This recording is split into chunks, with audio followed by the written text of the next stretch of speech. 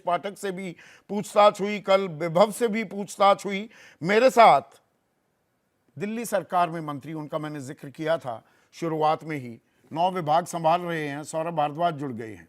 सौरभ, मुश्किलें तो और बढ़ रही हैं। अब आम आदमी पार्टी की एक राहत की सांस लेती दिख रही थी, आक्रामक भी आप दिख रहे थे कि अरे संजय सिंह को जमानत मिल गई, आरोप मुक्त नहीं हुए, लेकिन केजरीवाल के खिलाफ तो पर्याप्त सबूत की बात कर रहा है दिल्ली हाई कोर्ट।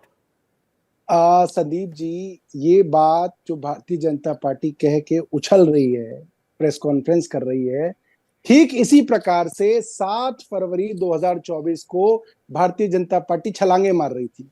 7 फरवरी 2024 को संजय सिंह जी का इसी हाई कोर्ट की बेंच, जस्टिस स्वर्णकांता शर्मा, जिनका मैं बहुत सम्मान करता हूं, जुडिशरी का सम्मान करता हूं, उन्होंने यह ऑर्डर दिया संदीप जी। और हूबहू यही बात जो 2 मिनट पहले आप अप्रूवर के विषय में कह रहे थे, इस कोर्ट ने कही। क्या कही, मैं आपको वर्ड बाय वर्ड बता रहा हूं।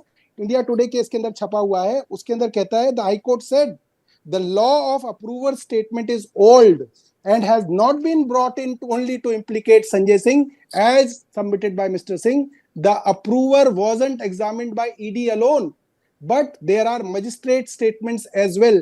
So the approver statement will be put to test on cross examination at appropriate time. इसका क्या मतलब है कि उस वक्त भी हाई कोर्ट की इसी बेंच ने कहा कि अप्रूवर का बयान सिर्फ ईडी के सामने नहीं हुआ है, 164 की मजिस्ट्रेट की स्टेटमेंट हुई है, जो आज बात कही गई। मगर इन सब बातों को कहने के बावजूद जब हम यही दलीलें जो हाई कोर्ट में लेके गए थे, वो दलीलें लेके जब हम सुप्रीम कोर्ट की 3 जज की बेंच के सामने गए, जिसमें संजीव खन्ना साहब थे, दीपांकर दत्ता साहब थे, प्रसन्ना साहब थे, ऑनरेबल जस्टिस हैं सुप्रीम कोर्ट के, उन्होंने इसी चीज पे सवाल उठाया कि भैया ये जो अप्रूवर है ये पहले 9 बार स्टेटमेंट दे चुका है, उस पर आपने रिलाई नहीं किया, उनको आपने कूड़े के डब्बे में डाल दिया। 10वीं स्टेटमेंट आप ले आए, कह रहे साहब हमारे पास अप्रूवर है, संजय सिंह को गिरफ्तार करो। जब ईडी को सुप्रीम कोर्ट ने धमकाया और उनको बेल दी, तो वही सबूत, वही दलीलें हमने हाई कोर्ट के सामने रखी थी। हाई कोर्ट को पसंद नहीं आई, कोई बात नहीं, हम सम्मान से उनसे डिसएग्री करते हैं। हम सुप्रीम कोर्ट गए थे, हम सुप्रीम कोर्ट दोबारा जाएंगे। पिछले हफ्ते की बात है, मंगलवार का दिन था, आज भी मंगलवार है। जय हनुमान, हनुमान भगवान का आशीर्वाद मिल गया, आज तो नहीं मिला। सर मिल गया।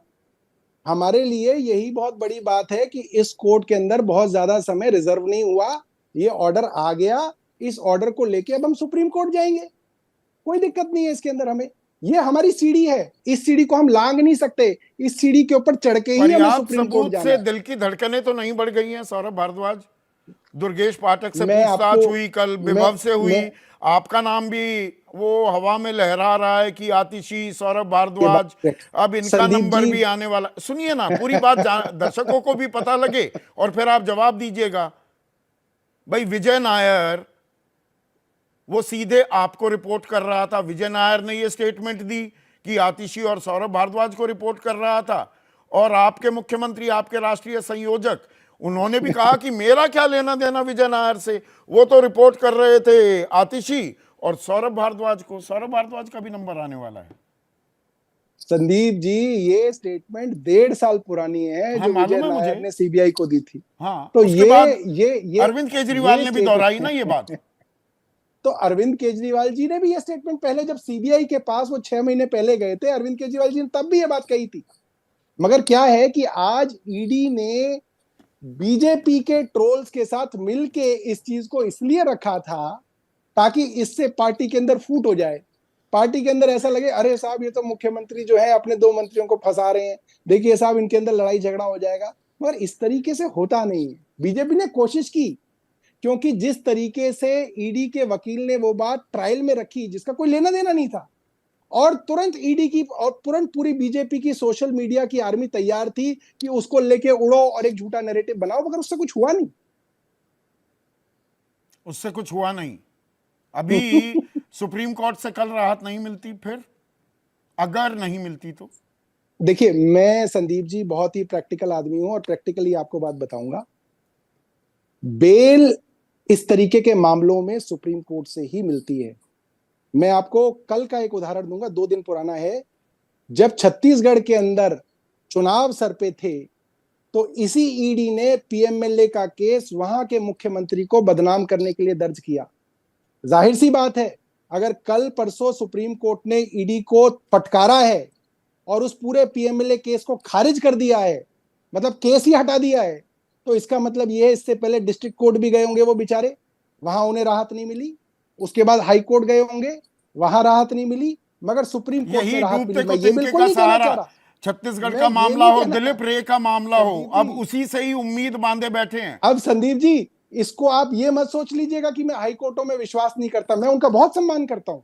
मैं तो सोच भी नहीं सकता हाई कोर्ट के ऊपर की उनके बारे में सम्मान के बिना कोई बात कर सकूं। पर दिलीप रे के मामले में हाईकोर्ट ने कहा कि भाई चुनावी टाइम है और वहां पर दरियादिली दिखाई गई, इसको लेकर थोड़ा सा दिल में कसक उठी। नहीं सर, देखिए, जो चुनावी टाइम की बात आज हाईकोर्ट ने कही, मेरे को उस पे भी पूरे सम्मान के साथ एतराज है। देखिए, हाईकोर्ट ने 2-3 बार ये बात बोली कि साहब ये मुख्यमंत्री हैं मगर कानून सबके लिए एक है। मैं मानता हूं कानून से सबके लिए एक है, और पूरे सम्मान के साथ मैं ये बताना चाहता हूं कि ये खबर भी संदीप जी आज की खबर है, और इसी हाई कोर्ट की बेंच, और बहुत सम्मान के साथ मैं कहना चाहता हूं, जस्टिस स्वर्णकांता शर्मा जी ने दिलीप रे करके एक आदमी है, यूनियन मिनिस्टर रहे हैं, कोयले घोटाले में कन्विक्ट हैं। कन्विक्ट मतलब इनके ऊपर जुर्म जो है साबित हो गया है, 3 साल की सजा हुई है। उनकी कन्विक्शन स्टे करते हुए उसी बेंच ने हाईकोर्ट की क्या कहा है, मैं आपको पढ़ के सुनाता हूं। उनको जो रिलीफ दिया गया, ये कहा गया है कि while granting Ray the relief, the court also took into the consideration his long political career during which he became the union minister on several occasions, as well as noted the elections are to be held in 2024. He is 71 years of age. Multiple appeals, cross appeals have been filed in this case, which will take time to be heard and are not likely to be heard and decided in the nearest future.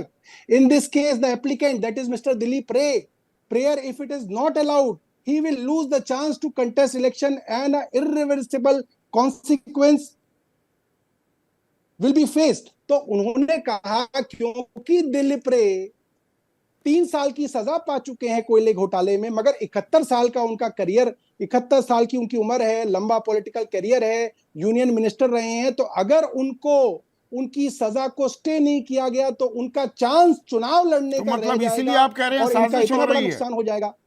नहीं sir, ये इस अखबार, मैं तो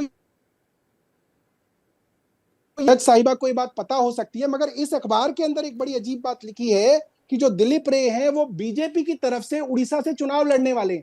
मैं ये तौबा ये कभी सोच भी नहीं सकता कि हाईकोर्ट के किसी जस्टिस को ये पॉलिटिकल बातों के बारे में पता होगा। करते हुए सोच भी नहीं सकते, बिना सवाल उठाए बहुत से आपने सवाल उठा दिए हैं। सौरभ भारद्वाज, बहुत बहुत शुक्रिया। नहीं, आपने देखिए, अभी बहुत से लोग भी हैं, सम्मान के अंदर कोई कमी नहीं है, सम्मान के अंदर कोई कमी नहीं है, पर सवाल तो आपने उछाल दिए हैं बहुत सारे। बहुत बहुत शुक्रिया।